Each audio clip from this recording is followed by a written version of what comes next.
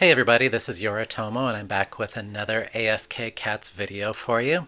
This time I'm going to be talking about the treasure hunt. Now the treasure hunt is something that gets you some really good loot. The artifacts really are game changers in this game, but a lot of people are having trouble with it. So I'm going to go to the place that's most important for the treasure hunt. And you say, wait a second, you didn't go to the treasure hunt. And that is correct. The main mission is what determines how hard your treasure hunt is. So if we go in here and take a look at how far I've gotten, so I've gotten to 45.99. That determines how hard my treasure hunt is. So if you can't beat treasure hunt right now, don't go past where you've currently gotten to with your main mission. So in my case, if I couldn't beat treasure hunt, I should continue to make my cats stronger and stronger without going past 45.99. Eventually you'll get to a point where you can beat treasure hunt, and then you can advance your main mission again. So that's really the biggest tip here, is that don't go too far in the main mission. It will cost you in the treasure hunt. So let's go into the treasure hunt and take a look at that. So the next thing is, when you start out, make sure you take a look at the boss and see what attributes he has. And for some reason I'm not able to get the boss to tell me. Ah, there we go. So this guy here, he says all units are immune to freeze. Then we've got poison is applied to each unit on the battlefield and deals a lot of damage. And here we have water units in the fight have their DPS decreased by 30%. So that may impact what you do with mercenaries or with your own cats. So let's go to the beginning of this and take a look at pathing. So the first thing I look at early on is, how far can I go without hitting an elite fight? These are real wild cards. Some of them can tank you instantly. So the farther you can get with the more blessings that you've built up, the more likely you're going to be able to get past one of these elite fights. So this early on, so right now I like to go to the markets just because I can beat the levels. But if I was having difficulty here, I would probably go from here down, then go up, because that gives me an extra battle before I hit elite. So hopefully I would be able to beat this one and move on, and then hit the Blessing Island and heal. So that would be a good first leg of the journey. So another thing that is very, very important are mercenaries. These guys are a lot stronger than the cats you have. Oftentimes they have really good epic weapons. You can get Calypso. And really what you want to do is make sure that first you have a backup tank.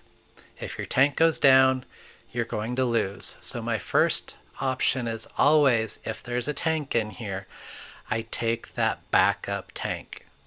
Now if there's no tank available, I will likely go for a healer, because this is all about sustain. You've got to keep your team going all the way through to the end, and that's 25 steps along the way.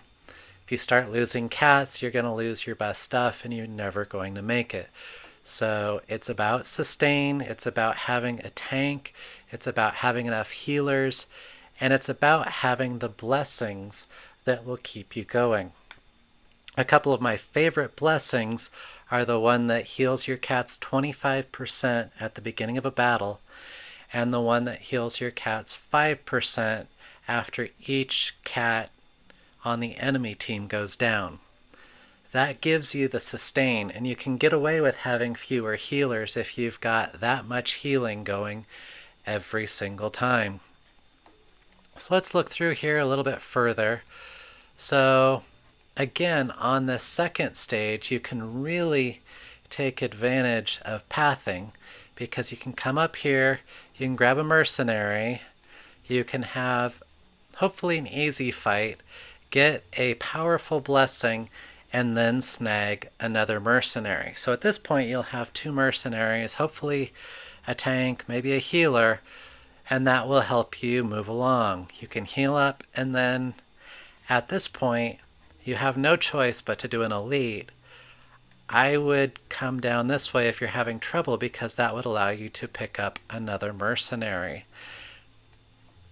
As we go along, there are a lot of mercenaries here, and you can get to the market here. So this is actually a pretty good path here. Then at the end here, you can come down along this way, pick up another mercenary, and then go up against the boss. So for me, I normally build my teams around boss killers, but that's not always the case. So for me, just getting to the boss is the hardest job. I've never actually lost a treasure hunt, but yesterday I came close. I hit an elite battle and it wiped out my team. Now what you see on the screen and what actually happens are 2 different things. I watched that battle, I had 3 cats left, and it told me I lost. So what happens on the server and what happens on your screen, unfortunately, are 2 different things. I've started just to skip the battles because it doesn't really tell you the truth. I mean, it does give you an idea if you're having trouble of what cats are dying and what's happening, but so that's kind of up to you. But what you see on the screen is not the truth of what's actually happening. So now that I've gone through that, so if you are having difficulties with the boss, number 1, build up your boss killers. You're going to have Solid, you're going to have Pergy or Oscar. Those 3 are the main boss killers because they do very well with doing percentage of a cat's damage. Bosses have massive amounts of damage, so doing that percentage obviously does very well.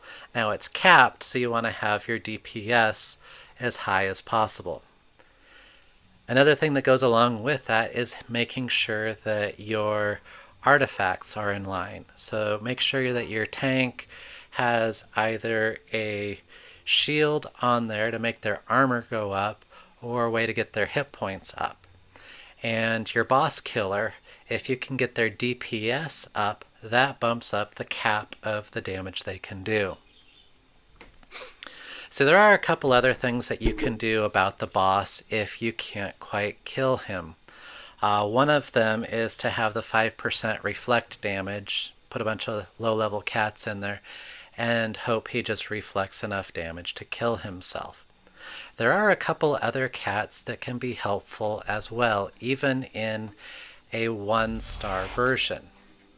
So if we come in here to the gallery, so even if you have 1-star versions of Mexicat, you can see that every time he attacks, he does bonus damage equal to 80% of his target's DPS.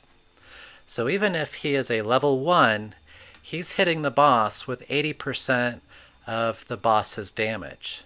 So that's pretty powerful. You could have a bunch of 1-star Mexicats sitting there and chip away pretty well at the remaining hit points of the boss. Along with that, we have Arnold Katzenegger. And let me take a look. Which one is it? So Arnold has something very similar. He targets an enemy with the highest DPS, and there's only one boss, and deals bonus damage equal to 100% of his target's DPS. So both Mexicat and Arnold Katzenegger have this ability to do the damage, basically, of the cat they're facing. So you could have a bunch of 1-stars, and they would still be doing the damage that the boss dishes out. So it could be handy to have 5 or 6 1-star versions of these cats floating around if you have them to take out the boss. So hopefully this has been helpful to you. Hopefully I've given you some ideas of ways to actually beat the boss, beat treasure hunt, and do it reliably. Remember, the biggest thing is don't go too far in your main mission. If you can't beat treasure hunt, don't advance your main mission. So hopefully that's helped you out. As always, stay safe. This is your Tomo signing out.